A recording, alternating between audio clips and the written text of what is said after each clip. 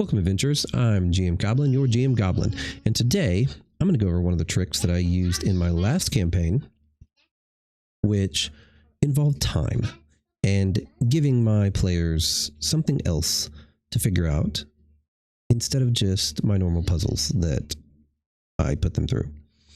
So whether you're a big fan of timey-wimey or it's one of the video game characteristics that you loved and you wanted to see more in your games, stick around, see how I do it, and remember to like and subscribe, and let's go on. As you can see, I'm using Foundry right now, since this is what I use for all of my games, in person as well as online. In my last campaign, we had a character who was trying to clear her name for trying to sell out some secrets. Short story. So one of the things that I involved them in was a disturbance. You could use a lot of different things, either an ability, a portal, maybe some kind of dream that allowed them to go through time and experience things. What I did with my players was expose them to what some of their actions, depending on how they did it, were going to have to this family, this location in the future, as well as things from the past that they could use to stop the things from the present and the things from the future of happening, as well as clearing their name. So what I did is I set up the entire map, and it was a large mansion, multi-levels. But what I did is I set up different lights. Now I did this so that my players could see and sense possibly how things would change. So if you were in the past, you would notice things were different. Different season outside, maybe certain things weren't added yet, pictures to the house, books, things like that. And then when you were in the future, you would see things that had changed as well. And I had lists of all this for things that happened in the past and the present. And then as they went through, I would shift them from past to present to future. And they were fairly incorporeal, and I had some combat happening with a temporal disturbance. So I had special monsters come in. And in fact, enemies that changed and were more difficult in different periods of time, like a creature formed into a temporal dragon in the future, or creatures that were now weaker in the future than they were in the past, to show their degradation and how time affected them. But I used Monk's triggers for this, and I used Tagger. And it's one of the modules that I truly love because it allows me to tag lights, walls, pretty much anything I want. And I can also tag NPCs. So I can put a tag on them, simple as P or anything else, and then I can set up these triggers.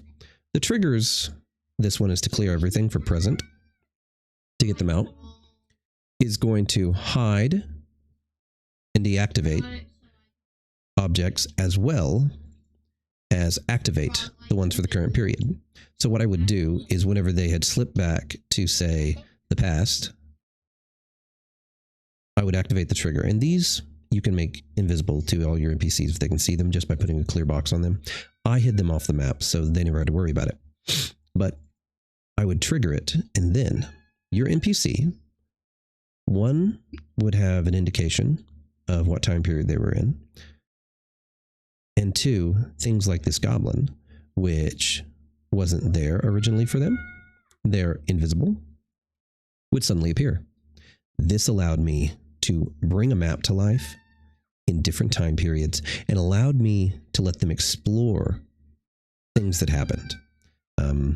And the one that I first used this on, like I said, they were kind of caught in between anyway, so they couldn't interact with NPCs, but you could use this to interact with NPCs going back and forth, whether they killed an NPC in the past and then he no longer was in the present.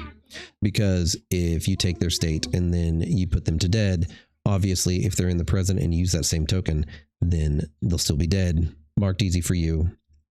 You don't have to worry about it. But it allowed my NPCs to see the light had changed. And like I said, you can get rid of the lights if you want them to be a little confused about whether or not they are in the past or present. But this is the trick that I used to go from the past to the present. And one of the things that I also did, since there were so many rooms in this thing, I made it easy for them to figure out locations of interest. So, as you can see, this light is different. If I get rid of it, I still have all these normal lights, which still provided illumination. So, the illumination was still there, which you have to have if you want to have the visions for the tokens on. But then I could put them into the past, and they would see that there was a light or an object that stood out. This allowed them and let them know that it was a object of interest or a location of interest. So I could have a book that was lit up and they're like, what's this light? That light is a book that you know was not there, either in the present or in the future. Something happened to it. And I could have a scene that would play out of a book going missing, and they could follow and find out where notes or something secret was stashed. And then by clicking again, the new item, location, and NPCs would all pop in. And then when they came out, I could click this again. They'd be back into a normal world. Normal NPCs could all be activated again. Monks, everything from monks really, is what I recommend. Whether you're running 5e, whether you're running Pathfinder like I do, then that's what I use. I use it a lot of times, even though they've had updates, for stairs, everything. It's fantastic. And along with triggers, it allows you to do so much and to get so much in and out of your map and your players. It's just something that has made my life so much better. But I recommend going in and trying this. And it's going to take a little bit of work from you, go figure, GMs, but it's going to allow you to not only have maps where you have objectives or traps come in and out of existence, but also monsters, players, and hints. Everything can be tied with tagger and activated, deactivated, or hidden. And I use this for spell effects, for hazards, traps, everything when I do something like this. And my players love it. It's something that they don't see, something that makes a room that they've seen already, and you get more use out of it. It is now a place of interest. Now they want to go in and investigate and check out to see what's on. And so if you haven't messed with time or you found it difficult and you run a game that is online, I recommend using this. It's one of the many reasons why I suggest using Foundry, just because it's the best in my opinion. So next time you're with your players, send them through something through time and really trip them out. Have fun this weekend.